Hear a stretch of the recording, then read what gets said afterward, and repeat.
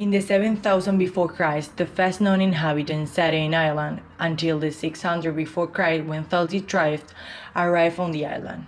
Many years after, in the 432, St. Patrick arrived on Ireland, bringing Christianity. The early Christians incorporated all 30 traditions into Christianity, resulting in things like the old spring goddess Bridget becoming St. Bridget. Everything was fine until the 795 when the Vikings came and ruined everything. They rid out monasteries and installed treasure, but apparently they liked Ireland and they decided to stay. Then, in 1066, the Normans defeated the Vikings and conquered Ireland, and its leader became the first king of the island. One eternity later. In 1348, the Black Death arrived to Ireland, spread by fleas and rats, dying the most part of the population. Many years later, in 1536, King Henry VIII decided to invade Ireland in order to have more control of the crown and also to avoid the Irish invade Great Britain. In 1541, Britain's King Henry VIII is declared King of Ireland by the Irish Parliament. His daughter Queen Mary and Queen Elizabeth continued a strong rule over Ireland. In Elizabeth's last years, she fought a 9-year war against the chieftains of Ulster, the last open rebellion against her. Ulster surrendered without knowing that Elizabeth had already died. Later, in 1653, Oliver Cromwell, after settling things in Ireland, he set his sights on Ireland. His campaign in Ireland left a path of death and destruction. In 1690, during the reign of the English king James II, the Battle of Boyne took place. James II, who was Catholic, fought against the Protestant king of William the Orange, who won the battle. So much later that the old narrator got tired of waiting and they had to hire a new one.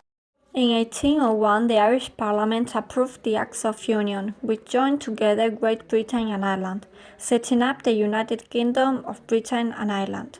40 years later, when the native Irish had grown dependent on the potato, it failed year after year.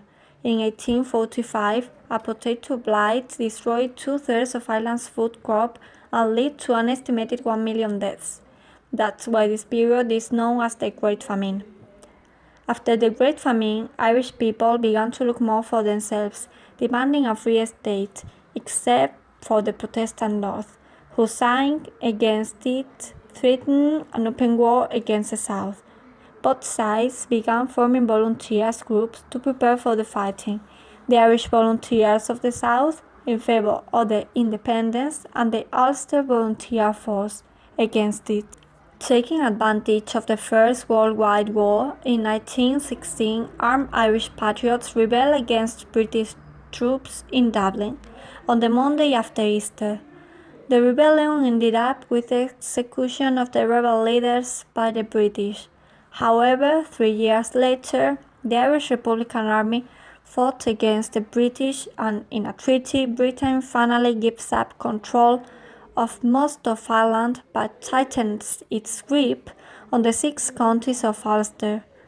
After that, in 1921, the Irish Civil War happened between those who accept the treaty with the English, the National Army, and the Irish Republican Army, which wanted all of Ireland to be free of British rule. The Republicans lost. After the World War II, in 1949, Britain declares Ulster a permanent part of the British Empire. The lower 26 counties of Ireland declared themselves the Irish Republic, totally free of British control. The 1st of January in 1973, Ireland joins the European Community along with Britain and Denmark. In 1990, Mary Robinson becomes the first woman president of Ireland. 8 years later, in 1998, Northern Ireland and the Republic of Ireland adopt on the Good Friday Agreement, an important step in the peace process. In 2002, the euro replaces the Irish pound, or pant, as Ireland's official currency. By the year 2005, the European Union officially recognizes Irish as a working language. The Irish government begins a 20-year plan to make Ireland a bilingual country where everyone speaks both Irish and English.